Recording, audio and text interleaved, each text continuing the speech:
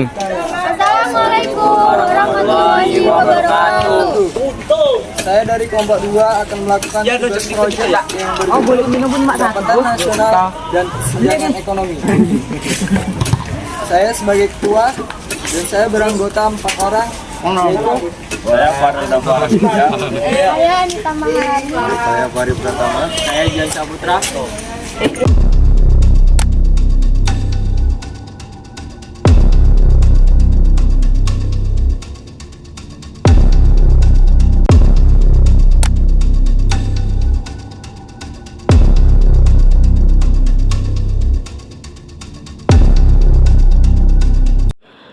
Pendapatan nasional dan kesenjangan ekonomi. A. Pendapatan nasional. Keseluruhan jumlah pendapatan yang diperoleh semua masyarakat yang tinggal di suatu negara dalam kurun waktu tertentu. Pendapatan nasional bisa disebut juga dengan pendapatan rumah tangga atau RTK. RTK juga digunakan sebagai perhitungan produk domestik bruto atau PDB yang nantinya akan ngaruh ke pendapatan nasional. PDB produk domestik bruto adalah jumlah produk berupa barang dan jasa yang dihasilkan oleh unit-unit produksi di dalam batas wilayah suatu negara selama 1 tahun. PDB kalau dalam bahasa Inggris ialah Gross Domestic Product atau GDP. Semakin tinggi nilai GDP suatu negara, semakin baik kinerja perekonomian negara tersebut. Dengan kata lain, GDP yaitu tingkat pertumbuhan perekonomian di suatu negara. Perhitungan GDP atau PDB. GDP atau PDB sama dengan pendapatan WNI di dalam negeri ditambah pendapatan WNA di dalam negeri. GNP Gross National Product, perhitungan nilai produk berupa barang dan jasa yang dihasilkan oleh penduduk suatu negara selama 1 tahun. GDP adalah perhitungan di dalam wilayah negara, sedangkan GNP adalah perhitungan berdasarkan kewarganegaraan. GNP bisa didapatkan melalui 3 rumus, yaitu GNP sama dengan pendapatan WNI di dalam negeri ditambah pendapatan WNI di luar negeri. Kemudian GNP sama dengan GDP ditambah pendapatan WNI di luar negeri dikurang pendapatan WNA di dalam negeri. GNP sama dengan GDP dikurang pendapatan neto atas faktor dari luar negeri. Ada juga NNP, Produk Nasional Neto, merupakan perhitungan produksi barang. National Income atau NNI merupakan perhitungan pendapatan yang diterima oleh masyarakat orang yang memiliki perusahaan.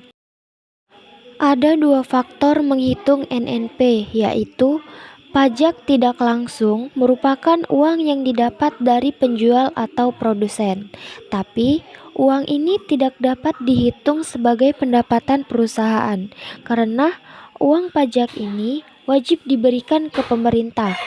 Sedangkan subsidi adalah uang yang diberikan pemerintah untuk menjadi modal produksi yang akan mengurangi biaya produksi dan dapat dihitung sebagai pendapatan usaha. B. Pendapatan per kapita. Pendapatan per kapita atau income per kapita adalah rata-rata jumlah pendapatan masyarakat suatu negara dalam kurun waktu tertentu yang diperoleh dengan membagi jumlah pendapatan nasional dengan jumlah penduduk di negara tersebut selama 1 tahun.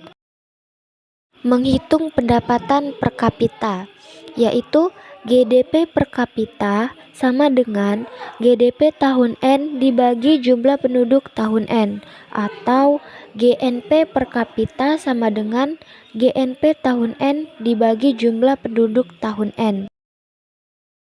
Manfaat mempelajari pendapatan per kapita, yaitu mengetahui tingkat kesejahteraan dan kemakmuran suatu negara dari tahun ke tahun, dan perbandingan tingkat standar hidup masing-masing negara dari tahun ke tahun. C. Kesenjangan ekonomi adalah kondisi tidak seimbang yang terjadi di masyarakat berdasarkan aspek ekonomi, di mana aspek ekonomi dapat terlihat dari tidak seimbangnya pendapatan masyarakat. Di suatu daerah bisa terdapat kelompok masyarakat yang memiliki pendapatan yang sangat tinggi, bahkan di atas rata-rata. Tetapi ada juga kelompok masyarakat yang memiliki pendapatan rendah di bawah rata-rata dan tinggal di daerah yang sama. Kesenjangan ekonomi dapat terjadi karena adanya perbedaan batas kemampuan finansial yang besar antara kelompok pendapatan tinggi dengan kelompok pendapatan rendah. Tentu saja, ini bukan merupakan hal yang baik bagi suatu negara, sebab besarnya kesenjangan finansial antara kelompok pendapatan tinggi dengan kelompok pendapatan rendah menunjukkan masih tingginya ketimpangan ekonomi yang terjadi di negara tersebut. Kesenjangan ekonomi dapat memicu timbulnya kemiskinan di masyarakat. Penyebab kesenjangan ekonomi. A. Kondisi demografi. Kondisi demografi berkaitan dengan kependudukan kondisi penduduk di suatu daerah dengan daerah lainnya. Tentulah berbeda, baik itu dari segi jumlah, komposisi, dan persebaran. Kondisi penduduk yang semakin beragam antara penduduk di perkotaan dan di pedesaan tentu saja akan menghasilkan masalah yang semakin kompleks. Persebaran penduduk juga menjadi masalah di mana persebaran tidak merata. Contohnya, karena merasa Pulau Jawa memberikan peluang untuk mendapatkan pekerjaan yang layak, maka banyak masyarakat yang pergi mencari pekerjaan di Pulau Jawa, sehingga terjadi persebaran penduduk yang cenderung hanya terpusat di Pulau Jawa. B. Kondisi pendidikan. Pendidikan adalah elevator bagi masyarakat agar dapat meningkatkan kualitas hidupnya.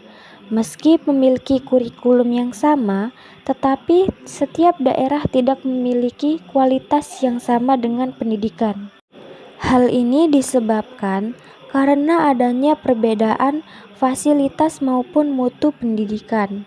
Perbedaan kondisi pendidikan akan menghasilkan perbedaan kualitas sumber daya manusia. Sumber daya manusia yang berkualitas dapat menjadi salah satu modal dalam menghasilkan standar ekonomi yang tinggi bagi masyarakat. C. Pendapatan tidak merata. Tingkat pendapatan atau upah di setiap daerah berbeda-beda. Hal ini dapat menyebabkan kesenjangan ekonomi, sebab masyarakat di daerah perkotaan atau daerah industri akan memiliki kesempatan untuk mendapatkan upah yang lebih tinggi dibandingkan dengan masyarakat di daerah pedesaan. Tingkat pendapatan ini akan berkaitan dengan pemenuhan kebutuhan hidup dari setiap individu dengan memperoleh pendapatan yang tinggi, maka kemampuan pemenuhan kebutuhan masyarakat akan semakin tinggi. Sedangkan tingkat upah yang rendah akan membuat masyarakat kesulitan memenuhi kebutuhan hidupnya. D. Pembangunan tidak merata. Pembangunan yang merata merupakan salah satu langkah negara untuk mengurangi kesenjangan ekonomi. Salah satu contoh bentuk pembangunan yang dilakukan pemerintah adalah pembangunan infrastruktur. Jika pembangunan infrastruktur dilakukan dengan baik, maka tercapainya pembangunan ekonomi yang merata akan lebih mudah dicapai. Apabila pembangunan infrastruktur dilakukan dengan merata, maka masyarakat di setiap wilayah dapat melakukan kegiatan ekonomi yang efisien. E. Kurangnya pekerjaan. Kesejahteraan masyarakat salah satunya dipengaruhi oleh ketersediaan lapangan kerja. Sempitnya lapangan kerja akan memunculkan pengangguran di masyarakat. Masyarakat yang tidak memiliki pekerjaan tidak dapat memenuhi kebutuhan dengan maksimal. Bayangkan apabila banyak tenaga kerja yang tidak terserap adalah kepala keluarga di usia produktif. Hal ini tentu akan berdampak tidak hanya pada satu individu, melainkan pada satu keluarga. 1. Ketimpangan pendapatan. Ketimpangan pendapatan dapat terjadi akibat tidak meratanya distribusi pendapatan. Distribusi pendapatan menjelaskan dan menilai bagaimana pemerataan pendapatan di suatu negara. Menurut Bank Dunia, ketimpangan pendapatan merupakan dimensi penting untuk mengukur kesejahteraan negara karena implikasinya pada kemampuan untuk mengurangi kemiskinan. Dibandingkan dengan indikator lain, ketimpangan pendapatan menjadi aspek kesejahteraan yang penting karena juga melihat distribusi pendapatan berdasarkan dari berbagai golongan masyarakat dan tidak hanya berfokus pada satu kelompok masyarakat saja. Indikator untuk mengetahui ketimpangan distribusi pendapatan ada dua, yaitu koefisien Gini dan kurva Lorenz. Koefisien Gini atau indeks Gini merupakan ukuran dari distribusi pendapatan.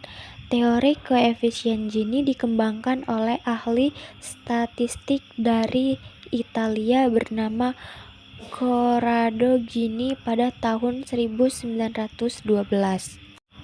Tidak hanya mengukur distribusi pendapatan, koefisien Gini juga digunakan untuk mengukur ketidaksetaraan ekonomi dan mengukur distribusi kekayaan di suatu populasi. Koefisien Gini memang digunakan sebagai alat ukur dari distribusi pendapatan, tapi tidak menjadikan sebagai ukuran pendapatan atau kekayaan negara mutlak. Sebuah negara yang memiliki pendapatan yang tinggi dengan negara yang berpendapatan rendah bisa saja memiliki nilai koefisien Gini yang sama. Hal tersebut dapat terjadi apabila kedua negara tersebut distribusi pendapatannya sama.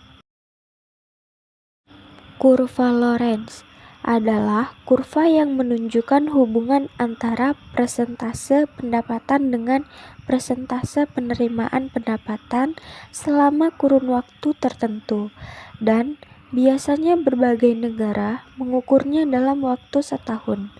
Kurva Lorenz akan disertai dengan angka kemiringan 1 yang disimbolkan dengan garis diagonal. Semakin jauh kurva dari garis diagonal, maka distribusi pendapatan tidak merata.